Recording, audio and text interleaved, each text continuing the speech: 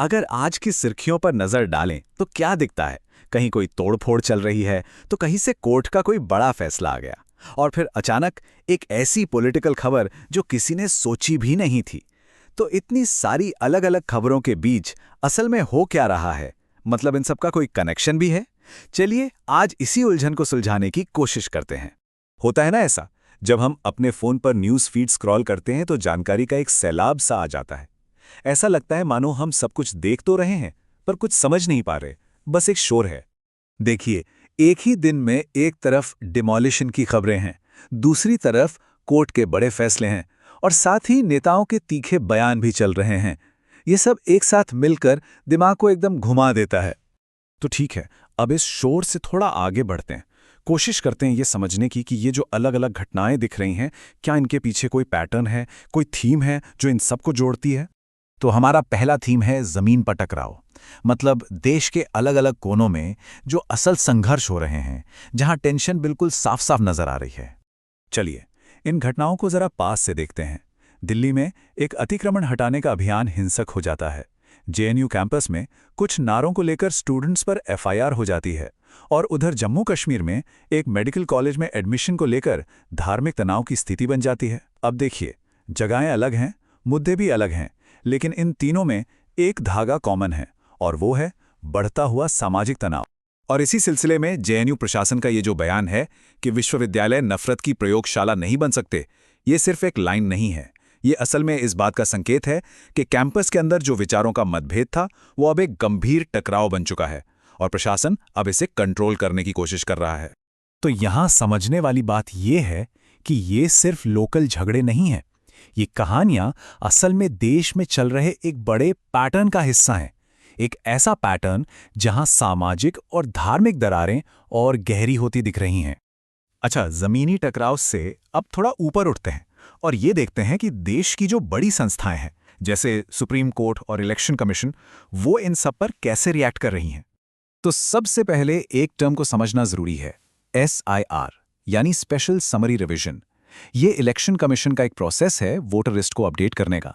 लेकिन हाल ही में खासकर यूपी और पश्चिम बंगाल जैसे राज्यों में इस प्रोसेस के तहत लाखों नाम लिस्ट से हटा दिए गए। और यहीं से सवाल खड़ा हो गया है कि क्या ये सिर्फ एक रूटीन का काम है या इसके पीछे कोई पॉलिटिकल एजेंडा है।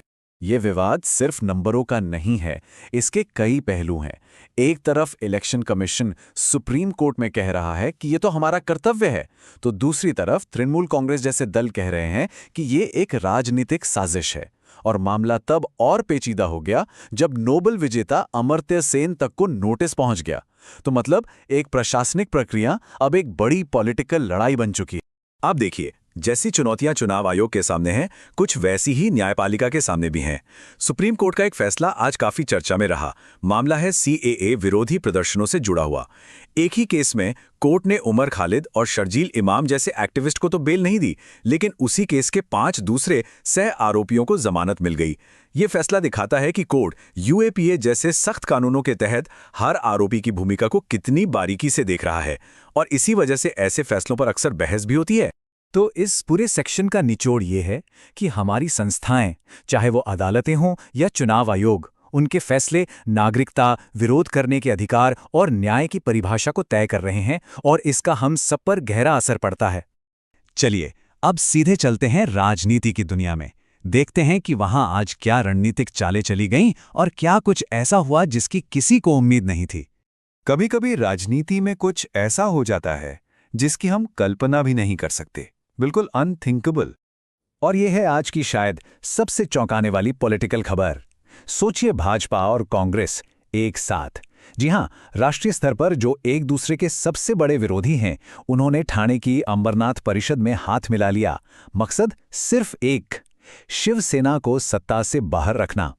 ये दिखाता है कि लोकल पॉलिटिक्स में ना कभी कभी विचारधारा से ज्यादा जरूरी हो जाती है प्रैक्टिकल रणनीति।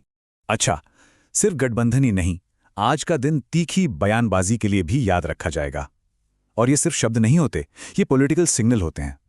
जैसे एक पूर्व मुख्यमंत्री का बयान जिसने एक अंतर्राष्ट्रीय विवाद खड़ा कर दिया, या फिर कर्नाटक में डिप्टी CM की एक शुभकामना जिसने पार्टी के अंदर पावर स्ट्रगल की अटकलों को फिर से हवा दी।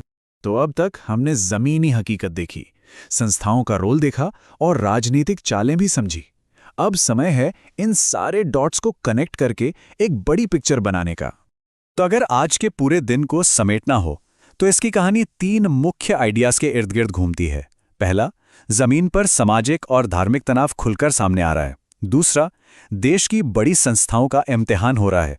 और तीसरा, राजनीति में कुछ भी हो सकता है, रणनीतियां बिल्कुल अप्रत्याशित हैं। मतलब सड़क पर होने वाली झड़पों से लेकर कोर्टरूम की बहसों और बंद दरवाजों के पीछे होने वाले राजनीतिक समझौतों तक, आज का दिन एक ऐसे भारत की तस्वीर दिखाता है जो एक साथ कई गहरे तनावों और लगातार हो रहे बदलावों से गुजर रहा है। और आखिर में एक सवाल, जब आज की ये सुर्खियां कल का इतिहास बन जाएंगी, तो आने वाले कल को समझने के लिए हमें इनमें से किन पैटर्न्स पर सबसे ज्यादा नजर रखनी चाहिए?